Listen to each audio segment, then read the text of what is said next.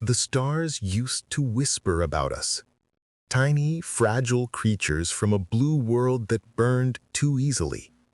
They said humanity was a mistake, a flicker of heat in a cold universe. But they were wrong, because even a spark can start a fire. When the Queen's fleet descended, whole planets fell silent. Her empire stretched across half the known stars, and still she demanded perfection. Flawless bloodlines, unbroken obedience. Anything less was erased. That was how she was born, the Queen's defective daughter. A royal mistake, wrapped in shame and silence, destined for disposal. Until they gave her to him, a human engineer, a nobody in the eyes of the galaxy. They expected obedience. They expected him to kneel. Instead, he reached out his hand, and in that moment, something ancient stirred, a defiance older than empires, buried deep in human bones. Because humans don't worship perfection, we survive it. Now, across burned decks and shattered stations, the story of that spark spreads, how one man saw worth in what the stars had thrown away, and how that broken girl learned to fight like fire itself. Whisper it if you dare. The Queen's perfect world is cracking, and somewhere in the dark, humanity is still burning. Tell me, how many empires does it take to kill a species that refuses to die? The air aboard Selena 9's station always smelled faintly of rust and recycled oxygen, the scent of survival. For Michael Rain, it was home. Not because it was comfortable, but because it was earned. Every bolt in the floor, every hum in the walls carried human fingerprints, proof that even out here, at the edge of the Queen's domain, humanity refused to vanish. Michael was a maintenance engineer. No medals, no command insignia. Just a man who kept old machines alive long after the universe said they were obsolete. He woke every day to the same routine. Check oxygen pressure, patch another cooling leak, curse at another failing circuit board that someone older than his grandfather had installed. But in that grind, there was something beautiful. Children laughing in the lower decks, hydroponic gardens glowing soft green against steel walls. Music drifted from the mess hall, human voices singing songs from a planet most of them had never seen. It wasn't paradise, it was persistence. Michael liked that, because persistence was the only rebellion left. The others didn't see it that way. They called Selena 9 a border relic, a forgotten husk orbiting the Queen's frontier, tolerated only because it produced ore and oxygen. The Queen's banners still hung in the docking bay, but no one saluted them anymore. Not really. Still, everyone knew what happened to places that drew too much attention. The Queen's ships came in silence. Inspections, they called them. Purifications, whispered everyone else. And then whole decks would go dark, and names would vanish from the registry. Michael didn't think about that. Not during his morning checks, not when the intercom crackled with static instead of orders.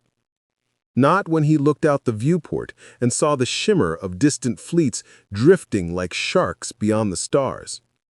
He just kept working. That's what humans did. We fixed things. Until we couldn't.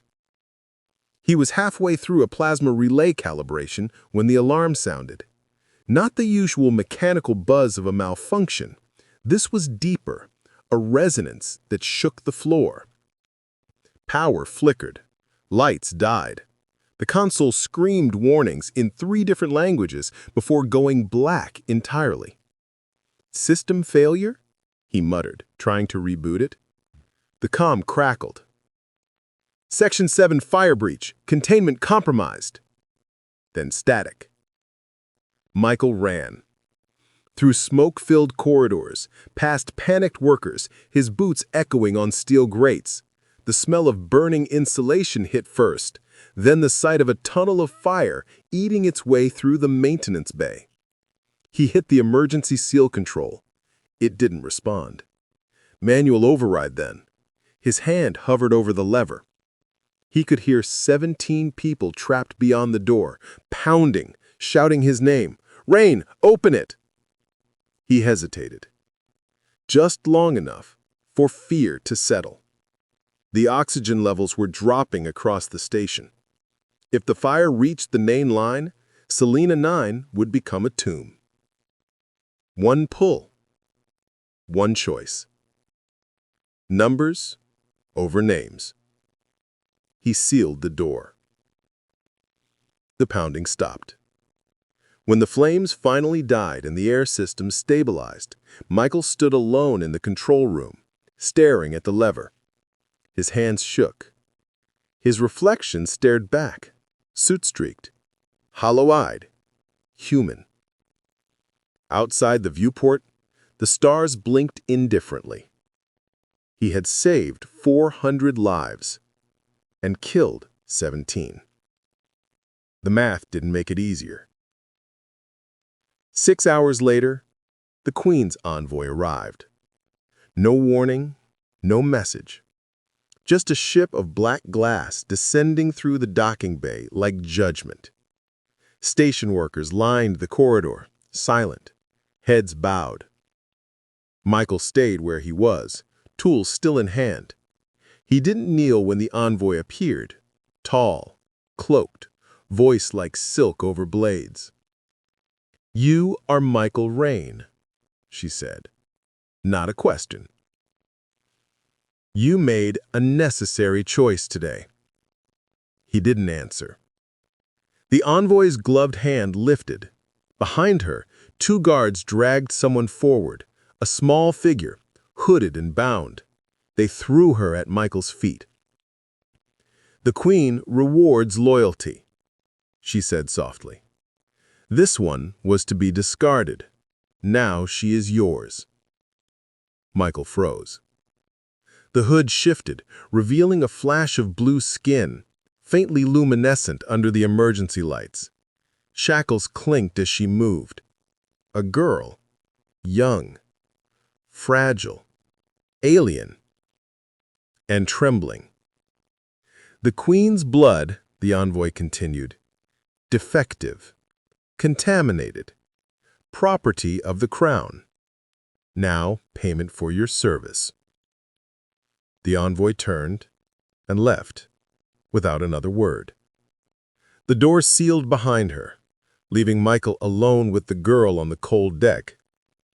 For a moment, the only sound was the distant hum of life support struggling to breathe. Michael knelt, hesitant. "Can you understand me?" The girl looked up with gold eyes, sharp and frightened. She didn't answer. But in that silence, something ancient passed between them. Recognition, pity, and the first flicker of something the Queen's empire had long forgotten existed. Hope. If you're still with me, make sure you're subscribed because this story's just getting started. The station's rumble became a new kind of soundtrack, low, hungry, like ships circling a carcass. News feeds filled with the Queen's black fleet, thin, beautiful lines of metal that swallowed light. Their shadows cut across Selena 9 like a promise. Inspections, purifications, warnings dressed as courtesy. At first, it was small things, supply convoys delayed, comms rerouted through Crown channels, a handful of crew reassigned without explanation. Then the list started to shorten, names removed from the registry, as if the ledger itself could unmake a person. The guards came for the girl during the night. Not the Queen's envoy this time, local security, faces set like stone. Michael caught them in the corridor. He tried to step between them and the cargo bay where she slept, a rolled blanket on a cracked crate, but the crowd pressed in. Phones lifted like a field of hungry eyes. Cameras recorded everything. The registry clerk read the law into the air. Contamination protocol. Royal reclamation. She looked at him from the blanket, gold eyes blazing with something he couldn't name. Fear, rage, a hunger for decision. She whispered one word in a language that sounded like thin glass. He didn't understand, but the tone translated. Do something. Do something. Michael had a toolbox and a bruise for courage. He had no fleet, no legal title, only a stupid, stubborn refusal to hand a person back to a system that would erase them. He bargained. He lied. He delayed. He wrapped her hands in bandages, pressed a medkit into an officer's grip, and called in favors that still mattered because he'd fixed a pump for someone who owed him. Small debts. Human barter. The officer signed. For now. That should have been enough. It wasn't. They came without warning. The Queen's fleet slid from hyperspace like a shadow, uncoiling, sleek, silver-black, and utterly silent. One by one, the ships locked position above Selena 9, blotting out half the stars. The station's sensors screamed in protest. The first transmission was simple, cold, final. Surrender the defect, or burn with her. Michael stood in the command gallery, grease still on his hands, jaw tight enough to crack. Around him, officers stared at the glowing hologram that filled the room, the Queen herself, her face carved from ice and contempt. You had your chance, human. Now you will understand the cost of mercy. Her image vanished. The countdown began. 70 minutes to impact, Voss reported. His voice shook despite the years. She's deploying kinetic rods, enough force to split us in half. Michael didn't answer. He looked at Kale, the Queen's once-forgotten daughter, standing beside him in the half-light. Her blue skin shimmered against the console's red glare, gold eyes bright and steady. They'll hit us even if we surrender, she said quietly. That's what my mother does. She destroys proof of her mistakes. Michael nodded. Then we don't give her the satisfaction. They moved fast. The crew split into teams of engineers, civilians, ex-soldiers, and scavengers. People who'd once refused to look each other in the eye now worked shoulder to shoulder. Michael mapped power lines, rerouted circuits through half-dead conduits, burned his palms on overheated coils. Kale climbed into narrow shafts, rewiring shields by hand, whispering commands to trembling volunteers. The intercom crackled. Oxygen stabilizers at 40%. Weapons offline. Life support holding. The Queen's fleet charged their cannons. Selena 9 braced for extinction. When the first impact came, it wasn't fire, it was silence. A deep, thunderous absence as the rods punched through outer decks. Lights flickered, the floor shuddered like a heartbeat stuttering its last rhythm. Deck 12's gone, someone shouted. Seal the bulkheads! Michael and Kale dove through the chaos, sparks, screaming metal, the smell of burning coolant. An explosion tore through the corridor ahead, flinging debris like shrapnel. Kale! I'm fine! She wasn't. Blood streaked down her arm, dark against luminous skin, but she kept moving, always forward. In the command center, Voss's voice broke through the static. Main reactor's overheating. We can't keep the shield stable. Michael slammed a hand on the console. Divert power from the lower decks. That'll kill life support. Then we die breathing fire, not suffocating in the dark. The crew obeyed. Humans always did crazy things at the edge of survival, and sometimes those things worked. Kale found herself at the reactor core, the air thick with ozone. Warning lights flashed like dying stars. She stared at the containment field, a glowing sphere trembling on the edge of collapse. "It's going to blow," Michael said over comms. "I know." Her fingers traced the console. "There's another way. The failsafe can vent the overload into the shipyard grid. That'll fry every circuit on the station. It'll also blind her fleet." Michael hesitated. "You'll be in there when it happens." Kale looked up at the trembling energy core, her reflection flickering in the light. "Someone has to hold the sequence. It needs direct contact." "No!" "Yes." Her voice softened. "Michael, this is what humans taught me. You don't have to be perfect to matter. You just have to choose." The Queen's final message came through the static, her voice filling every corridor. "You were a mistake, daughter. You always were. End this farce, and I might let them die quickly." Kale smiled faintly. "Then you'll die waiting." She tore the control panel free and stepped into the containment field. The light swallowed her whole. Every deck felt the shift. A surge of raw energy raced through the grid, a howl that rattled bones. Circuits flared, burst, and reignited in waves. Lightning arced across hull plating, chaining into the fleet above. For the first time in the Queen's reign, her ships faltered. Shields dropped, targeting arrays shorted, and the human station, dying, burning, breaking, refused to fall. Michael's hands danced over the emergency controls. He rerouted power through the maintenance conduits Kale had rewired. It wasn't supposed to work. It worked anyway. "She's doing it," Voss whispered. "She's really doing it." In the heart of the core, Kale screamed, not in fear, but in fury. Energy ripped through her body, painting her veins in light. The containment field cracked, spraying arcs of blue-white flame. Her voice echoed across every comm channel. "You wanted perfection, Mother?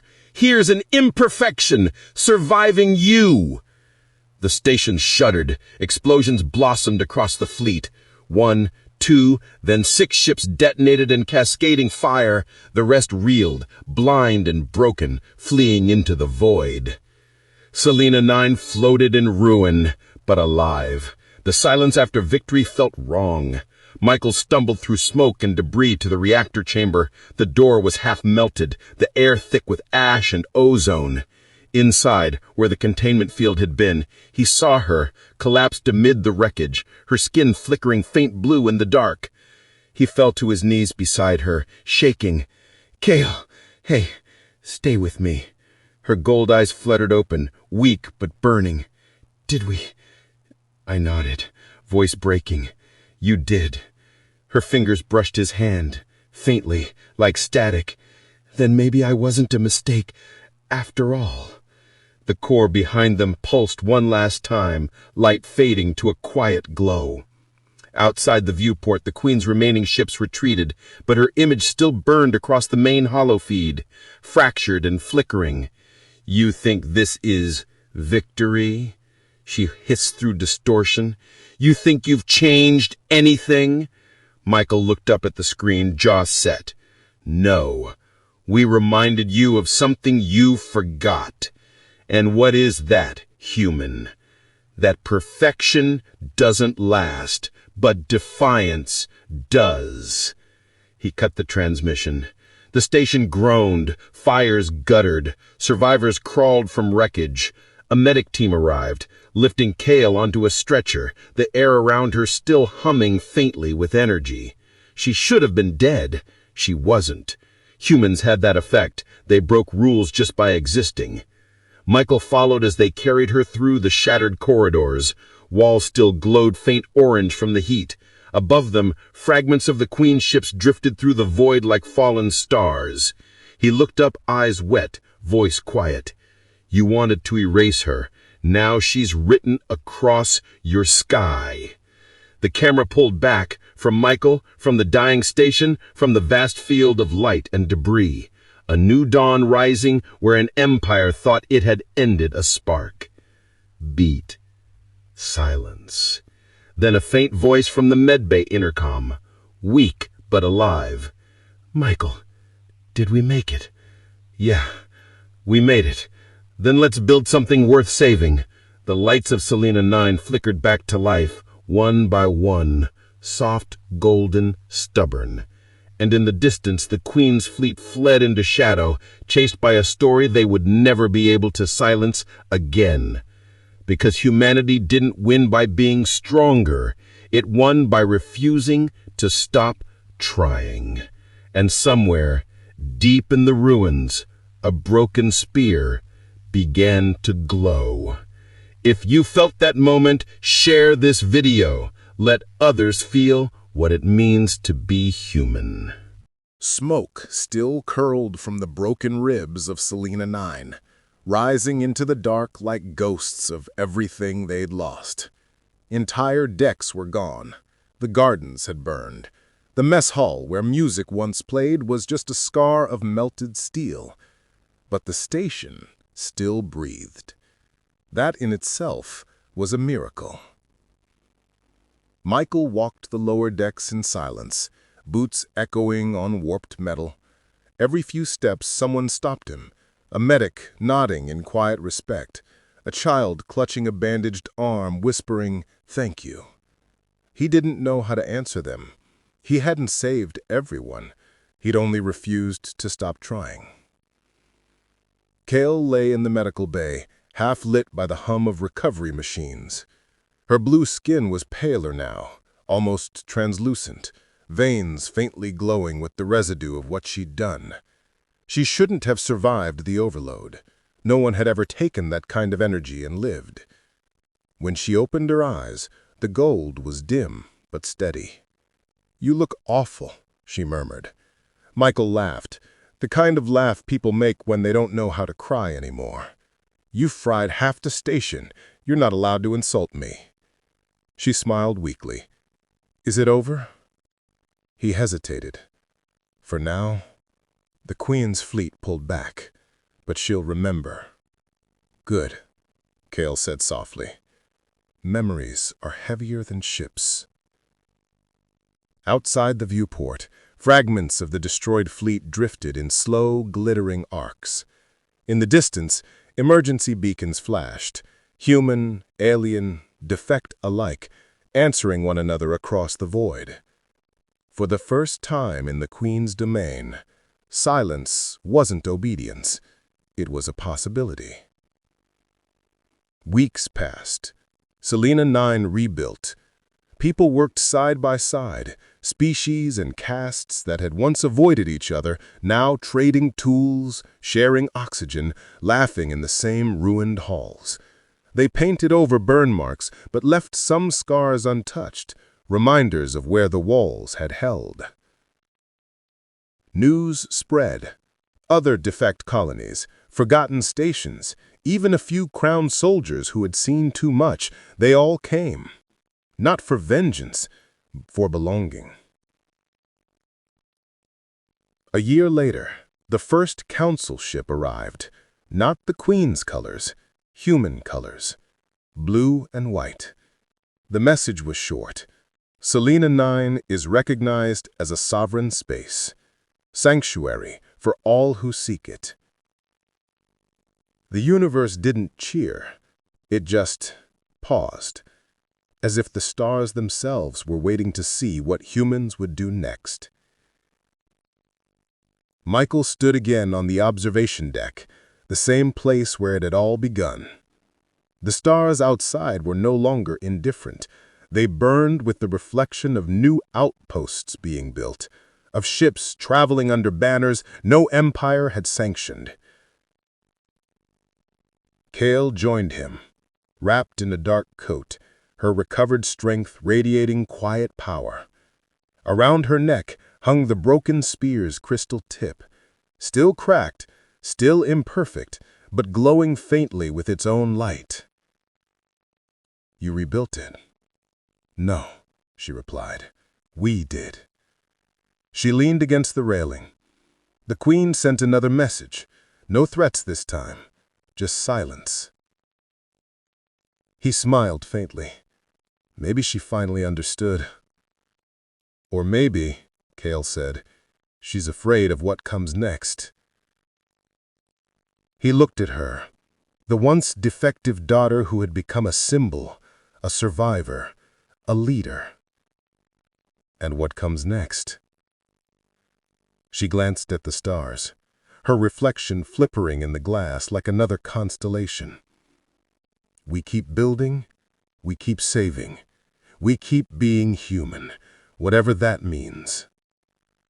The camera would pull back here, through the cracked windows, past the rebuilt decks, past the people hammering, planting, laughing. Selena 9 turning slowly against the light. A sanctuary born from defiance.